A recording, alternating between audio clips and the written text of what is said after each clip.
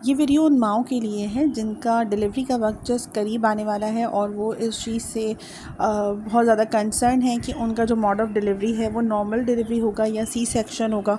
और ये जो सवाल होता है वो बहुत सारी लड़कियां जो पहली बार माँ बनती हैं उनके जहन में ज़्यादा होता है कि हमारा जो मोड ऑफ़ डिलीवरी है नॉर्मल होते होते सी सेक्शन तो नहीं हो जाएगा। इस तरह के जो सवाल होते हैं उस हवाले से मैं आज की ये वीडियो है कि आपका जो मोड ऑफ़ डिलीवरी है वो किस बात को देखकर डॉक्टर फ़ैसला करती है। तो वो 3-4 ऐसे फैक्टर्स होते हैं जिसका ज़िक्र मैं आज के इस वीडियो में करूँगी। मैं हूँ होम्योपैथिक डॉक्टर हिरा कोमल और ख़वातीन की गायनिकी इश्यूज़ को, प्रेगनेंसी इश्यूज़ को होम्योपैथिक मेडिसिन के थ्रू ट्रीट कर रही होती हूँ।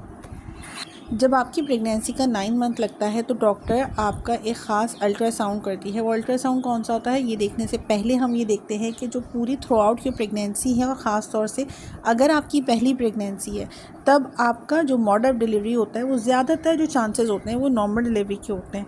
लेकिन हो सकता है कि डिलीवरी के दौरान 5वें, 6ठे, 7वें, 8वें महीने कुछ ऐसा प्रॉब्लम हो जाए जिसकी वजह से डॉक्टर को ये लगता हो कि आपका जो मोड ऑफ़ डिलीवरी है वो सी सेक्शन करना पड़ेगा। तो ये किस बेस पे डॉक्टर फ़ैसला करती है, क्योंकि पहली बार जो माँ बनती हैं उनका तो शुरू से लेकर आखिर तक ये नहीं पता चलता ना कि नॉर्मल डिलीवरी है या सी सेक्शन है। जो चांसेस जो होते हैं वो नॉर्मल के ज़्यादा होते हैं, लेकिन 2-4 ऐसी कॉम्प्लिकेशंस होती हैं। उसमें सबसे पहली कॉम्प्लिकेशन ये होती है कि आपकी हड्डी छोटी तो नहीं है। हड्डी छोटी का क्या मतलब है कि जो जिस रास्ते से बच्चा गुजर के जाएगा नॉर्मल डिलीवरी के लिए उसे सर्विक्स कहते हैं। तो सर्विक्स में जो हड्डी होती है वो बहुत सारी औरतों की किसी भी रीज़न की वजह से पैदाइशी तौर पे वो छोटी होती है, वो रास्ता तंग होता है जिसकी वजह से बच्चा गुजर के जा ही नहीं सकता है। तो उनका कंफर्म ये होता है कि उनका जो मोड ऑफ़ डिलीवरी है वो सी सेक्शन ही होगा। उनकी नॉर्मल डिलीवरी के लिए कोशिश ही नहीं की जा सकती, क्योंकि ये एक पैदाइशी तौर पे हड्डी नेचर ने इस तरह बनाई हुई होती है कि वो नॉर्मल डिलीवरी के लिए नहीं।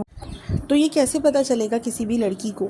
ये पता सिर्फ़ और सिर्फ डॉक्टर ही लगा सकती है। जब आपके इंटरनल चेकअप्स वो करती है, प्रेगनेंसी के जो आखिरी ट्राइमेस्टर होता है उसमें वो इंटरनल चेकअप करके अंदाज़ा करती है। तो ये बहुत तजुर्बेकार डॉक्टर हो या नॉर्मल जो गायनोलॉजिस्ट होती है वो कर सकती है कि आपकी हड्डी का रास्ता छोटा है। तो अगर आपको ये बात डॉक्टर कहती है तो फिर आपको ये नहीं करना कि आप किसी भी तरह किसी दाई के पास जाकर नॉर्मल डिलीवरी करवा लें, क्योंकि दाइयाँ भी जो होती हैं वो यही कहेंगी कि आपकी हड्डी छोटी है, क्योंकि ये एक ऐसा प्रॉब्लम है जिसका कोई सॉल्यूशन नहीं है।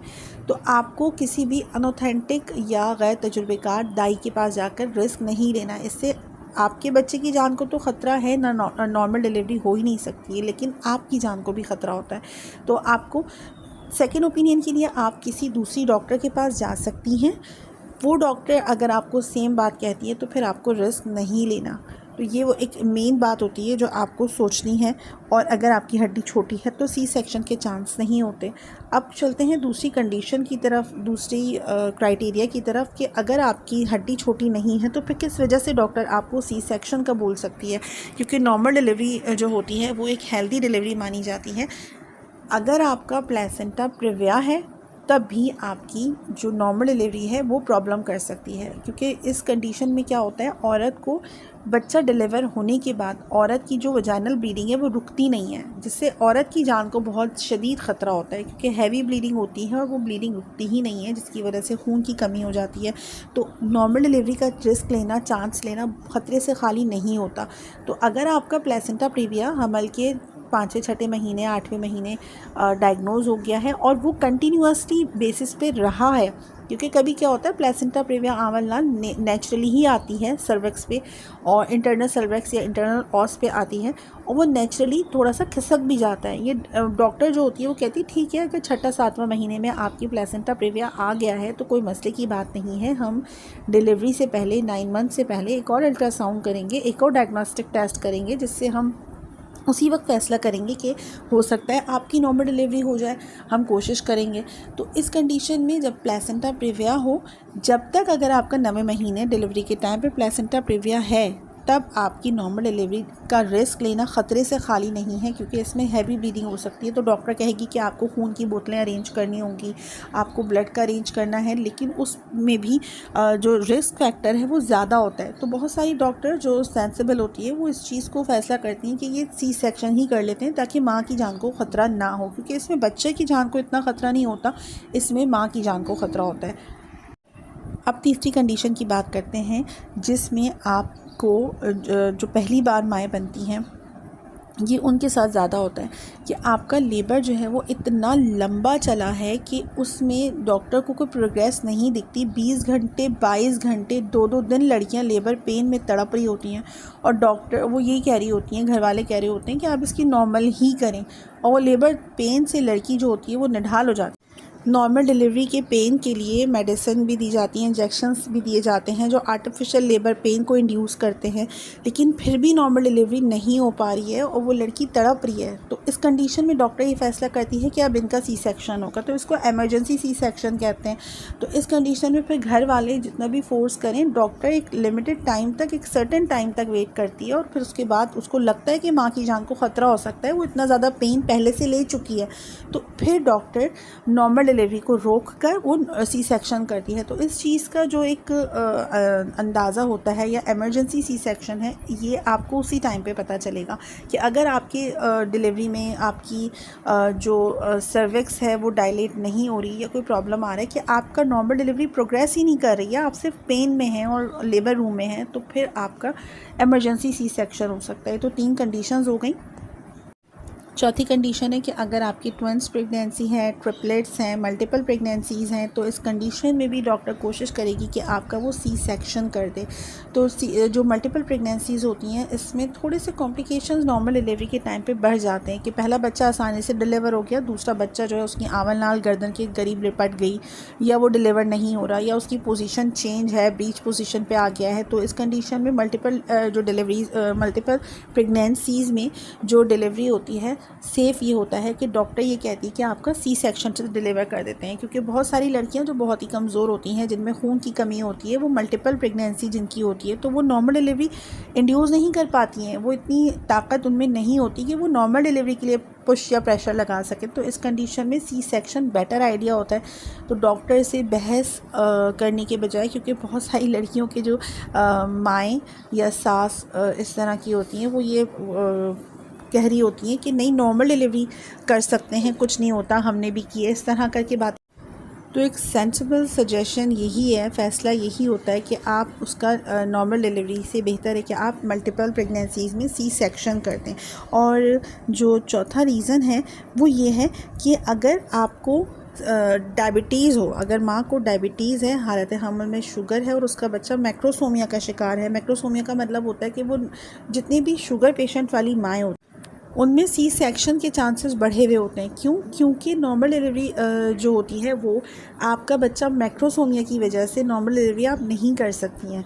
मैक्रोसोमिया क्या है? बच्चा एक नॉर्मल बच्चे के मुकाबले में अपने वज़न में ज़्यादा होता है। जिसकी माँ को हालत हमल में शुगर होगी तो उसका होने वाला बच्चा साइज़ में बड़ा होगा, जिसकी वजह से नॉर्मल डिलीवरी में बहुत कॉम्प्लिकेशंस हो सकती हैं।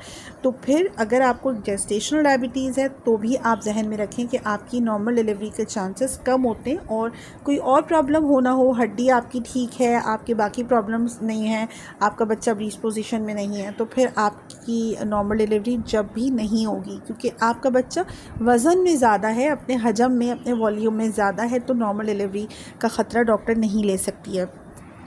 और सबसे आखिरी जो 5वां या 6ठा रीज़न है वो है कि अगर आपका बच्चा ब्रीच पोजीशन पर है तब भी आपकी नॉर्मल डिलीवरी के चांसेस कम होते हैं। ऑल्दो कि इसमें बहुत सारी जो एक्सपर्ट डॉक्टर्स होती हैं जो ब्रीच पोजीशन की नॉर्मल डिलीवरी करने में मशहूर होती हैं, फेमस होती हैं, आप अपने इर्द गिर्द मालूम करें, आपको ऐसी डॉक्टर्स मिल जाएंगी जो इस चीज़ को कामयाबी के साथ कर लेती हैं कि बच्चा उल्टा है और वो नॉर्मल डिलीवरी कर रही हैं। लेकिन इसमें भी कॉम्प्लिकेशंस होने के चांसेस होते हैं। एमरजेंसी सी सेक्शन के चांस फिर डॉक्टर रखती है कि बच्चा ब्रीच पोजीशन में है, बच्चा उल्टा है, तो हम कोशिश करते हैं नॉर्मल डिलीवरी की, लेकिन सी सेक्शन भी हो सकता है। तो उसमें दोनों चीज़ों का अरेंज आपको करना होता है। जो फैमिली होती है, जो हस्बैंड फैमिली घर वाले होते हैं, तो उनको डॉक्टर ये कहती है कि आप सी सेक्शन के लिए भी अपना अमाउंट तैयार रखें फाइनेंशली। आप हम इमरजेंसी सी सेक्शन भी कर सकते हैं, ब्लड जो है अरेंज करके रखें। तो इस तरह की डॉक्टर बातें बता देती है फैमिली को। तो ये जो है इसमें भी ख़तरा ज़्यादा होता है। और अगर आप ब्रीच पोजीशन में जो है वो सी सेक्शन करवाना चाहते हैं तो वो ज़्यादा बेहतर है। तो ये सारे ऑप्शन डॉक्टर आपको बता देती है। तो ये सारी बातें होती हैं जिसकी बेस पर आपका सी सेक्शन या नॉर्मल डिलीवरी जो मोड ऑफ डिलीवरी है वो होता है। अब बात करते हैं वो कौन सा टेस्ट है, वो कौन सा अल्ट्रासाउंड है जिसके थ्रू आपको पता चलता है कि मोड ऑफ डिलीवरी आपका सी सेक्शन है या नॉर्मल है। ये अल्ट्रासाउंड यूजुअली डॉक्टर आपका 8वें या 9वें महीने लिख कर देती है, जो फाइनल अल्ट्रासाउंड कहलाता है। इसको कहते हैं ट्रांसपेरिनियल अल्ट्रासाउंड, जो देखा जाता है कि मोड ऑफ डिलीवरी आपका नॉर्मल है या सी सेक्शन होगा। इसमें ओवरऑल एक ट्रांसड्यूसर जो है वो आपके एब्डोमेन पे रख के देखा जाता है कि आपकी हड्डी तो छोटी नहीं है, आपका प्लेसेंटा प्रिविया तो नहीं है, ब्रीच पोजीशन तो नहीं है। तो ये सारी जो टर्म्स एंड कंडीशंस हैं वो देखी जाती हैं। उसके बाद आपकी को ये फाइनल कर दिया जाता है, फाइनलाइज़ कर दिया जाता है कि आपका जो मोड ऑफ डिलीवरी है अब 100% जो है वो सी सेक्शन है या नॉर्मल है। तो ये सारी बातें थी प्रेगनेंसी के हवाले से। अगर आपको ये वीडियो इन्फॉर्मेटिव लगी हो तो अपने फ्रेंड्स सर्कल में आप इसको शेयर कर सकती हैं। अगर कोई सवाल है जहन में तो आप मुझसे कर सकती हैं। मैं कोशिश करूँगी कि आपको प्रॉपर तरीके से गाइड कर सकूँ कि अब आपको क्या करना है। अपना और अपने बेबी का ख्याल रखिए दोस्तों। मिलती हूँ किसी नए टॉपिक के साथ। अल्लाह हाफ़िज़।